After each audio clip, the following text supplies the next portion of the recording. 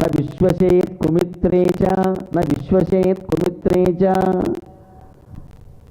న విశ్వసేత్ కుమిత్రే చ మిత్రే చాపి న విశ్వసేత్ కదాచిత్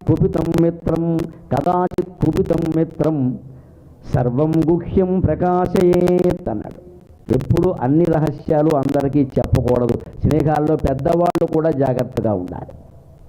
మన ఇంటికి వచ్చి మాట్లాడుతున్న బంధువైనా, దూర బంధువైనా, మిత్రుడైనా, ఆడైనా, మొగైనా ఎంతవరకు అవసరమో వారికే మన ఇంటి విషయాలు తెలియాలి. అన్నీ చెప్పకూడదు. స్నేహితులను కూడా అతిగా విశ్వసించద్దు. నా విశ్వసేత్ కుమిత్రేచ, మన స్నేహితుల్లోనే ఎవరైనా దురభ్యాసాలు ఉన్నవాళ్ళు ఉన్నారు అంటే వాళ్ళని నమ్మకూడదు. నాకు క్లోజ్ ఫ్రెండ్, అందుకే డబ్బు అడిగాడు, ఇచ్చాను. మా నాన్న దగ్గర బోల్డ్ డబ్బు ఉందని ఇంట్లోంచి 10,000 పట్టుకుపోయి వీడికి ఇచ్చేది. ఇంట్లోంచి పట్టుకెళ్ళి కూడా ఇవ్వక్కర్లేదండి. ఈవేళ హాయిగా తల్లిదండ్రులు చాలా ఉదారంగా, ఇంకా దానకర్ణుడు కూడా లేనంత ఉదారం ఉందండి పిల్లల విషయంలో. క్రెడిట్ కార్డు పెట్టి వాళ్ళకి ఇచ్చేస్తున్నారు, 2 లక్షలు క్రెడిట్ పెడుతున్నారు. 2 రోజుల్లో 2 లక్షలు శ్రీమద్ రమణ గోవిందో హరి. వీడి తిండో ఫ్రెండ్కి పెట్టాడు.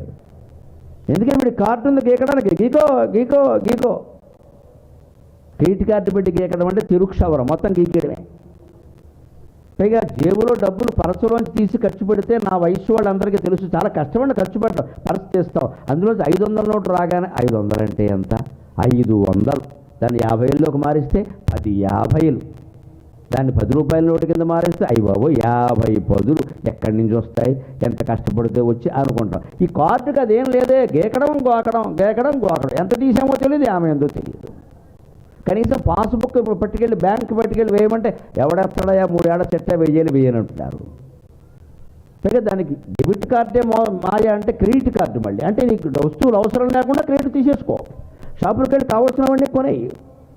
కేవలం బ్యాంకుల్లో బకాయి పడిన మొండి బకాయిలు, క్రెడిట్ కార్డు బకాయిలు 3 లక్షల కోట్లు ఉన్నాయమ్మా. 3 లక్షల కోట్లు ఉన్నాయి. ఆలోచన చేయండి ఎంత మాయలో పడుతున్నామో మనం. బ్యాంకులు కూడా ఎంత ఇబ్బంది